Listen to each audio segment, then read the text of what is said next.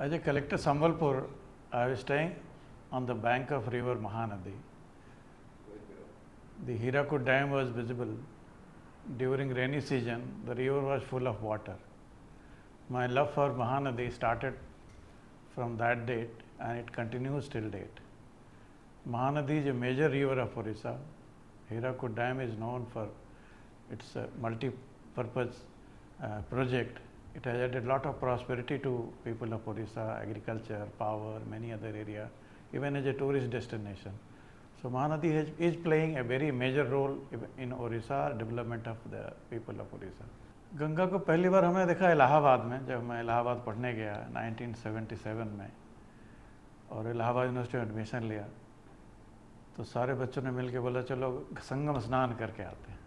वहाँ गंगा की विशालता, यमुना गंगा का संगम और उसके किनारे रहने वाले बहुत प्रकार के व्यवसाय सबका रूबरू हुए, बड़ा अच्छा लगा कि क्यों इसको पतित पावनी बोलते हैं, क्यों उसको गंगा तो दर्शनार्थ मुक्ति बोलते हैं, क्यों गंगा का महत्व हमारे सांस्कृतिक विरासत में है। और जब उसी साल मैंने कुंभ का देखा, माघ मेला का स्नान किया, तो वो एक अजीब दृश्य था, उसको फील करके ही आप बता सकते हैं। गंगा के किनारे इतने कड़कती सर्दी में नहाना, स्नान करना और एक अद्भुत अनुभव था और वो आज भी हमारे जहन में है, शामिल है। देखिए, गंगा तो भगीरथ प्रयास से धरती पर अवतरित हुई हैं मानव कल्याण के लिए, जैसे कि हमारी धारणा है। लेकिन उसको आधुनिक हिसाब से देखें तो गंगा भारत के 35 से 40% लोगों को जीवन दान देती हैं, केवल नदी के रूप में नहीं। नदी के किनारे लोग रहते हैं, उनका वासस्थान है, कृषि में उसका योगदान है, इंडस्ट्री में योगदान है, टूरिज़्म में योगदान है। 6 से 7 प्रदेशों में बहती है, इतनी लंबी नदी है। तो भारत की तो संस्कृति की विरासत गंगा के दोनों किनारों पर बसी हुई है।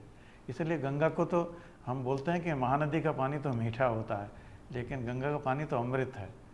तो इसलिए गंगा नदी या किसी और नदी में कोई तुलना करना ठीक नहीं है। सब नदियाँ ठीक हैं, लेकिन गंगा नदी का महत्व एकदम अलग है, हर व्यक्ति के लिए अलग है। मैं तो प्रशासन में हूँ, मैंने पढ़ाई लिखाई गंगा के किनारे करी है, संगम पे, इलाहाबाद में, प्रयागराज में, और महानदी के प्रभाव को भी देखा है, उसके बाढ़ को भी देखा है। लेकिन नदियों को हम जितना ही सजो कर रखेंगे, हमारी संस्कृति और हमारी सभ्यता दोनों का उत्थान होगा।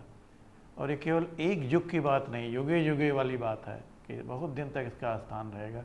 जब तक सूरज चाँद रहेगा तब तक पृथ्वी पर नदियों की आवश्यकता रहेगी और शायद मानव सभ्यता या सभी जीव जंतुओं के विकास के लिए नदी का योगदान तो है ही। देखिए, जब हम आखेटक से कृषक बने और कृषक से आज हम नॉलेज इकॉनमी में जा रहे हैं, हर व्यवस्था में नदियों का योगदान रहा है। गंगा नदी ने अगर सभ्यता के विकास को देखा है तो हमारे देश के जब आक्रमणकारियों को भी देखा है।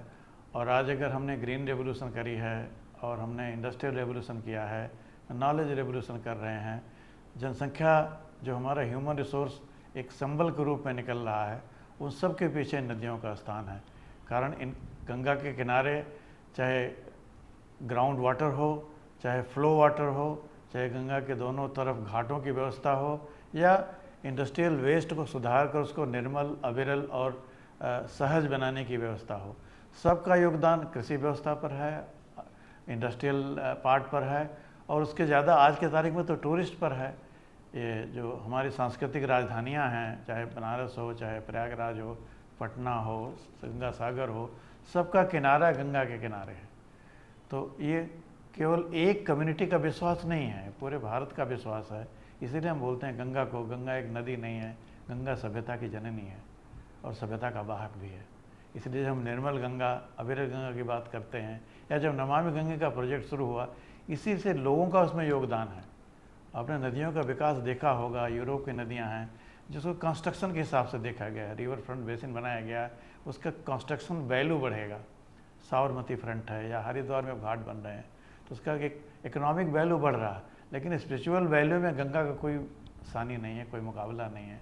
और इसलिए बोलते हैं जब नमामि गंगे का प्रोजेक्ट है, ये भारत की सांस्कृतिक विरासत को और आर्थिक विकास दोनों को जोड़ के चलने वाली एक प्रथा है। इसके नाते नमामि गंगे का प्रोजेक्ट अपने आप में एक अद्भुत, अनूठा संयोग भी है और प्रयोग भी है। देखिए, 85 से 2024 तक का एक बहुत लंबा सफ़र होता है। 40 साल से ऊर्ध्व 40 साल से ऊपर का अगर एक नदी के विकास का कार्यक्रम चल रहा है तो एक चीज़ तो साफ है कि न केवल समाज बल्कि राजनीतिक व्यवस्था भी इसका उद्धार करना चाहती है। कंटिन्यूस प्रोग्राम, सबसे लंबा प्रोग्राम ये चलने वाला प्रोग्राम है, या तो लैंड रेवेन्यू का रिकॉर्ड का अपडेशन है या दूसरा है गंगा को परिष्कृत करना। तो इसकी आवश्यकता यह है कि हमारे प्रशासन को, राजनीतिज्ञों को, या जितने भी राजनीतिक दल शासन में रहे हैं, सबका ये प्रयास रहा है कि गंगा को निर्मल किया जाए, गंगा को पवित्र किया जाए। और गंगा को पवित्र करने के लिए अपवित्र कारणों को हटाया जाए। गंगा तो पवित्र है ही। तो 85 से आज तक के जो कार्यक्रम थे, अगर पहले 2-3 साल या 1 दशक के कार्यक्रम देखा जाए तो उसमें देखा जाएगा कि बड़े बड़े जो गंगा को जो निर्मल करने के लिए जो इंडस्ट्रियल वेस्ट था उस पर ज़्यादा ध्यान दिया गया। वो ज़रूरी भी था लेकिन उतने से नहीं होता। Ganga cleaning is not an engineering project, it is a social engineering project. Namami Gange का जो नया अवतरण हुआ पिछले 10 सालों से, इसमें ये परिवर्तन आया है कि हमने इंजीनियरिंग प्रोजेक्ट जिसमें घाट बनाना हो, एसटीपी बनाने हो, या और सारे जो what we call it construction led intervention, उससे दूर हट के हमने जनता को जोड़ने का काम किया। गंगा के किनारे जो निवासी हैं, गंगा किनारे वाला, वो तो हमने फिल्मों में सुना होगा, छोरा गंगा किनारे वाला, लेकिन इन छोरों का महत्व दिया गया कि गंगा हम तुम्हारे लिए भी क्लीन कर रहे हैं। स्टेक होल्डर बनाया गया, चाहे स्पिरिचुअल लीडर हों, चाहे स्टूडेंट हों, चाहे पंचायत के प्रतिनिधि हों, चाहे नगरों के प्रतिनिधि हों, चाहे इंजीनियर्स हों, वाटर रिसोर्सेज के हों, पशु विकास के हों, सारे लोगों को मिला के इकट्ठा किया गया। तो एक बड़ा प्रयास ये हुआ। दूसरा, आप देखेंगे कि राजनीतिक स्तर पर राजनीतिक दलों में इसमें सबने सपोर्ट किया कि इस चीज़ को करना चाहिए। किसी भी, बहुत सारी सरकारें 85 से लेकर 2024 तक आई हैं, किसी ने इस प्रोजेक्ट को न तो इसकी गति में कोई बाधा डाली, न इस पर गति पर या प्रगति पर कोई प्रश्न चिन्ह लगाया। तो ये राजनीतिक आम सहमति की एक धारणा इसमें से दिखती है। दूसरा, प्रशासन ने समय समय पर बदलाव किए हैं। नमामि गंगे की जो स्ट्रेटजी है, अगर आप डे 1 से देखें आज तक के जो 40 साल के 4 दशकों का प्रयास है, हर दशक में कुछ नई नई चीज़ें लाई गई हैं। जैसे कल आज की बात मैं कर रहा हूँ, अब जो गंगा कमेटी की बात चली है, गंगा कल्याण समिति जो जिला स्तर पर बनाई गई है, इससे एक नया बल मिला है। कारण अभी तक था कि हम बड़े प्रोजेक्ट बना दें, उसका ऑपरेशन एंड मेंटेनेंस देख लें और भागीदारों को उसका सहभागी बनाएं, लेकिन उसको दूर हटके उसके साथ एक नया प्रयास किया जा रहा है कि गंगा के लिए एक स्वतंत्र कमेटी बनाई जाए, जिसमें कि सरकारी प्रतिनिधि हों, जनप्रतिनिधि हों, स्वयंसेवक हों, या ऐसे लोग हों जो गंगा के प्रति अनुराग रखते हैं, जो इस मुहिम में शामिल होना चाहते हैं। तो सबको शामिल करने के लिए कोई फोरम नहीं था जिला स्तर पर। तो एक बहुत बड़ा प्रयास है। मुझको लगता है कि जो गंगा की जो समिति बनी है डिस्ट्रिक्ट लेवल पर, इसको अगर ये एक्टिवेट कर ले जाएँ हम लोग, इसमें जन भागीदारी को हम बढ़ावा कर दें, तो ये जो हमारा आज तक का प्रयास है उसको कई गुना सफलता मिल सकती है। और ये एक नया अद्भुत संयोग पिछले 5 साल के अंदर ही एक नए प्रयोग के रूप में उभरा है। तो इसलिए मैं साफ साफ कह सकता हूँ, दिखता है कि गंगा को निर्मल करने के लिए, या गंगा एक्शन प्लान जो बना था उसमें समय समय पर परिवर्तन करने के लिए, moving from sewage treatment to associating people, या जन भागीदारी बढ़ाने के लिए जो प्रयास हैं वो अत्यंत सराहनीय है। और ये प्रयास प्रथम नहीं है, लेकिन इस बार जोरदार तरीके से चल रहा है कि हम जिलाधीशों को इसमें इन्वॉल्व कर रहे हैं। हमारे प्रोफेसर डॉक्टर श्यामली सिंह कई जगह उत्तरकाशी में गई थी, बहुत अच्छा अनुभव है कि जहाँ लोग बढ़ चढ़ कर आके उसमें शामिल हो रहे हैं। और गंगा कमेटी को हम लोगों ने वार्तालाप भी किया है, अभी तो ब्लेंडेड मोड में किया है, इलेक्ट्रॉनिक मोड में किया है, बट मुझे लगता है उनको फिजिकल ट्रेनिंग की भी आवश्यकता है, इन पर्सन प्रशिक्षण की आवश्यकता है कि वो क्या कर सकते हैं। उनका जो गंगा एक्शन प्लान जो बनाते हैं डिस्ट्रिक्ट लेवल पर, उसको किस तरह से हम मेन स्ट्रीम कर सकते हैं। कारण इसमें पैसे की आवश्यकता नहीं है, कन्वर्जेंस की आवश्यकता ज़्यादा है। एकला चलो से नहीं होगा, सबका साथ जरूरी है, सबका प्रयास जरूरी है। कारण ये सबके विकास की बात है, किसी एक के विकास की बात नहीं है। और गंगा केवल विकास की धारा नहीं है, ये हमारे विकास विरासत के साथ विकास की धारा है। तो इसलिए अद्भुत हो जाती है, एक नूतनत्व आ जाता है। और शायद यही नमामि गंगे का एक आधुनिकतम प्रयास है कि हम जन सहभागितारी के साथ हम नदी का कल्याण करना चाहते हैं। कारण ये सरकार के मात्र इंजीनियरिंग इंटरवेंशन से नहीं होगा। ये एक बहुत बड़ा अनुभव है सरकार के पास और जो गंगा एक्शन कमेटी के लोगों के पास है कि river development is not an engineering project, it has to be with the people, with the stakeholders, and that is a good thing today happening. इसमें तकनीकी का भी योगदान चल रहा है। अब जो प्रयाग जो सेंटर बनाया है, जो प्रयास जो नमामि गंगे सेंटर में आप जाएंगे देखेंगे सारे STPs कौन काम कर रहे हैं कौन नहीं काम कर रहे हैं, और इस पर जितनी भी तकनीकी का यूज़ हो सकता है विश्व की नदियों के क्लीन करने में, जो जो तकनीक अपनाई जा रही है उसका अधिकतम तकनीक का इसमें इस्तेमाल हो रहा है। अर्थ का भी अभाव नहीं है। फेज़ 2 में और भी पैसा लगाया जा रहा है, लेकिन पैसा तो किसी प्रोजेक्ट में लगाया जा सकता है, पैसे के साथ निर्मल मन भी होना चाहिए, निर्मल नीति भी होनी चाहिए, निर्मल नियत भी होनी चाहिए। और नमामि गंगे में के प्रोजेक्ट में नीति, नियम और नियति तीनों साफ है।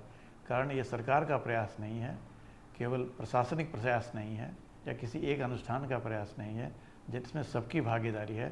चाहे गंगा सागर से लेकर गंगोत्री तक अगर नदी को प्रयास करना है, नदी को क्लीन करना है, अविरल बनाना है, निर्मल बनाना है, तो हर एक स्टेक होल्डर को लेके काम करना पड़ेगा। देखिए, हमने मान रखा था कि हमारे हिंदुस्तान में पानी की कमी कभी नहीं होगी, कारण प्रकृति ने नदियों का, प्रकृति और पुरुष का सबसे अद्भुत संयोग है हिंदुस्तान, जहाँ नदियों की संख्या कम नहीं है। 500 से ऊपर नदियाँ हैं, छोटी बड़ी मिला दें, और गंगा, महानदी, कावेरी, नर्मदा, सरस्वती, सिंधु, सारी नदियों का आशीर्वाद हमें मिला हुआ है। लेकिन हम मान बैठे थे कि ये अपने आप निर्मल रहेंगी, अपने आप अविरल रहेंगी, हमको खाली इनका दोहन करना है। इस मानसिकता से उभर उठर कर हमने बाजारीकरण को हमने ध्यान से दिया कि अगर हम बाजार के भरोसे रहेंगे और केवल सरकार के भरोसे रहेंगे तो नदियों का केवल विनाश होगा, उस पर विकास नहीं होगा। जन भागीदारी हो, सरकार का सहयोग हो, बाजार का भी सहयोग हो, तब जाके कोई काम होता है। इसलिए मैं बोलता हूँ कि सरकार, समाज, बाजार तीनों अगर किसी उपक्रम को हाथ में लेते हैं तो सफलता ज़्यादा मिलती है और चिरस्थायी भी होती है। नमामि गंगे में यही किया गया। चाहे हर घाट पर घाट करके हमने बाजार से जोड़ने की कोशिश की, हमने स्पिरिचुअल लीडर्स को लेके जोड़ने की भविष्य के भारत के निर्माता छोटे छोटे बच्चों को हमने गंगा के बारे में सजग किया। वो उसका परिणाम आज नहीं दिखेगा, हो सकता आज भी दिखे उनके घर में, वो पानी वेस्ट करना कम कर दें, पानी नष्ट करना कम करें, पानी खूब पिए। हमने कहा बच्चों को पानी खूब पियो, पानी खराब मत करो। आप छोटा सा प्लास्टिक लेके किसी नदी के कुएं में फेंक देते हो या कुएं को गंदा कर देते हो, उसको गंदा होने से रोकें। तो एक बिहेवियरल चेंज जो होता है, व्यवहार में परिवर्तन, ये धीरे धीरे होता है। कहते हैं ना कि आग का क्या है, पल दो पल में लगती है, बुझते बुझते एक ज़माना लगता है। तो गंगा के प्रति जो निर्मल भावना है ये भी धीरे धीरे होगी, कारण लोग मान बैठे थे कि इसमें कुछ करना नहीं है, ये सरकार का काम है, प्रकृति का काम है। लेकिन जब से पानी का बहाव कम हुआ, आप देख रहे हैं हिमालय में भी बहुत सारे जोग्राफिकल परिवर्तन आए, क्लाइमेटिक चेंज हुआ। क्लाइमेट क्राइसिस आज की बड़ी भारी क्राइसिस है, इसको हम पर्दे के नीचे, ज़मीन के नीचे गर्त में दबा नहीं सकते हैं। एंड बाउंड्री लेस है, बॉर्डरलेस वर्ल्ड है, फ्लैट वर्ल्ड है। Whatever happens in Pakistan और any other country will have impact on any other river system और इकोसिस्टम। तो ये जो जागरूकता बढ़ी है, इसका भी फ़ायदा नमामि गंगे प्रोजेक्ट को मिला है।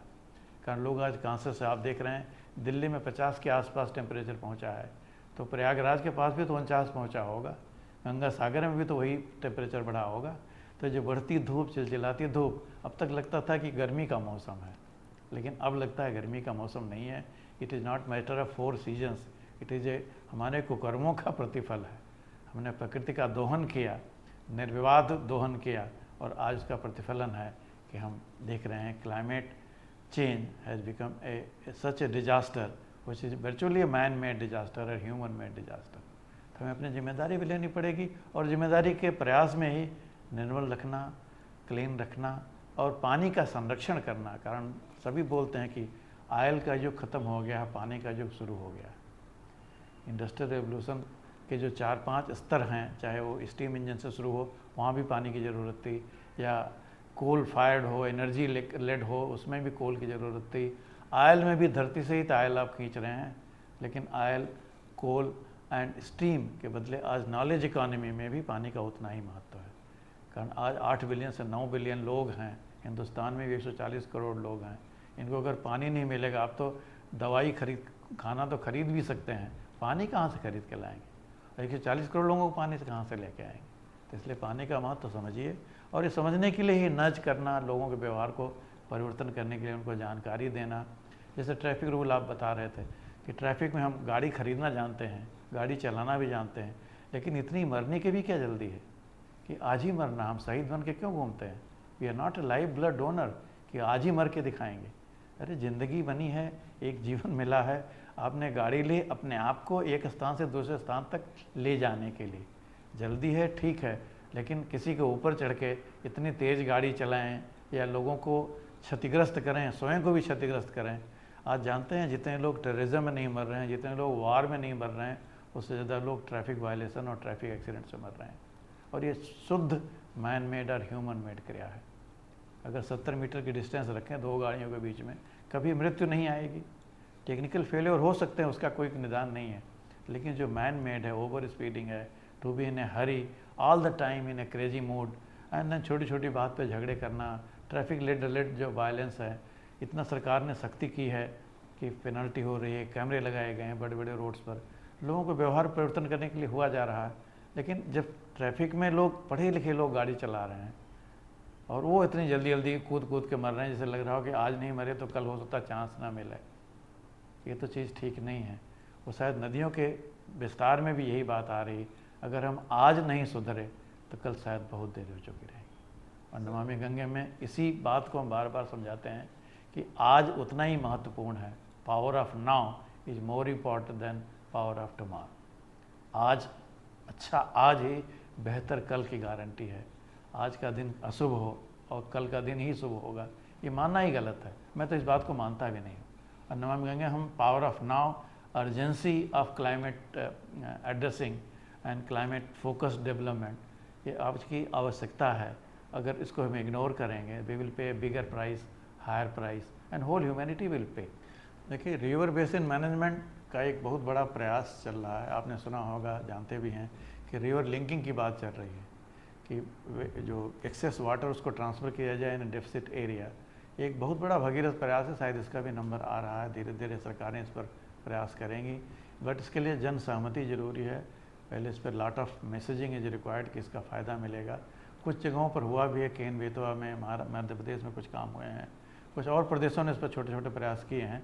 लेकिन बड़ा प्रयास कि महानदी सिस्टम को या ब्रह्मपुत्र सिस्टम को या गंगा सिस्टम को कावेरी सिस्टम में गोदावरी से होते हुए वहाँ तक ले जाया जाए, तो एक बड़ा प्रयास है। इस पर एक आयोग भी बना है, बहुत सारे बड़े बड़े लोग चिंता कर रहे हैं। एक तो ये प्रयास हुआ है नमामि गंगा के नाते कि इट इज़ डूएबल। एक विश्वास आया है कि गंगा नदी को अगर हम क्लीन कर सकते हैं तो और नदियों को भी हम क्लीन कर सकते हैं। जैसे पहले साबरमती में प्रयास किया गया रिवर फ्रंट बनाने के लिए, सबको लगा ये वेस्टेज ऑफ रिसोर्सेज है, अरे वहाँ तो पानी ही नहीं है। लेकिन नर्मदा के पानी को ला के घाटों का विस्तार करके आज वहाँ की अर्थव्यवस्था में खाली रिवर फ्रंट डेवलपमेंट का स्थान है। हमने पेरिस की बात करते थे, आज लोग साबरमती की बात करते हैं। तो इसी तरह से गंगा के किनारे भी वही प्रयास हो रहा है। आज केवल पहले गंगा आरती बनारस में होती थी, आज बहुत सारे नदियों के किनारे लोग इकट्ठा हो रहे हैं, आरती कर रहे हैं। आरती करना शायद पूजा भी हो, लेकिन उससे ज़्यादा ज़रूरी है कि लोग इकट्ठा हो रहे हैं नदियों के महत्व को समझने के लिए, एक दूसरे को समझाने के लिए। वहाँ टूरिस्ट आते हैं, उनको अगर क्लीन इन्वायरमेंट मिलता है तो जनता की आमदनी बढ़ती है। इसी तरह से और नदियाँ भी, जैसे मान लीजिए दक्षिण भारत की नदियाँ हैं, नदियों को लेकर संघर्ष चल रहे हैं, केस में कोर्ट कचहरी तक मामला चला गया है, ट्राइब्यूनल बन रहे हैं। इतना ही नहीं, इस पर लेके वायलेंस भी कभी कभी होता है पानी को लेकर। तो पानी को महत्व समझने से इन बहुत सारी चीज़ों का समाधान हो सकता है। ये असहयोग और अवज्ञा से नहीं होगा, सहयोग और सविनय अनुरोध से होगा। और नमामि गंगे की प्रोजेक्ट के इम्प्लीमेंटेशन ने यही बताया है कि हम सबका सहयोग लेकर एक बड़ा काम कर सकते हैं। अगर एक नदी को हम सुरक्षित, क्लीन, अविरल और निर्मल बना सकते हैं, इतनी बड़ी नदी को हम बड़ा बना ठीक कर सकते हैं, तो हम भारतीयों में इतनी क्षमता है कि अगर हम स्वच्छता कर सकते हैं पूरे भारत में, महात्मा गांधी के 150वें जन्मदिन पर एक स्वच्छ भारत उनको गिफ्ट कर सकते हैं, तो एक स्वच्छ और निर्मल नदी के विकास में भी हम भारतीय लोग सक्षम हैं। और इसी आत्म विश्वास को जगाने का प्रयास नमामि गंगे ने किया है, वो शायद एक चिरस्थायी होगा, बड़ा योगदान होगा। कारण we are moving from engineering led river cleaning to social engineering led river rejuvenation, and this is a mega shift in thought process. This is a mega shift in implementation strategy also.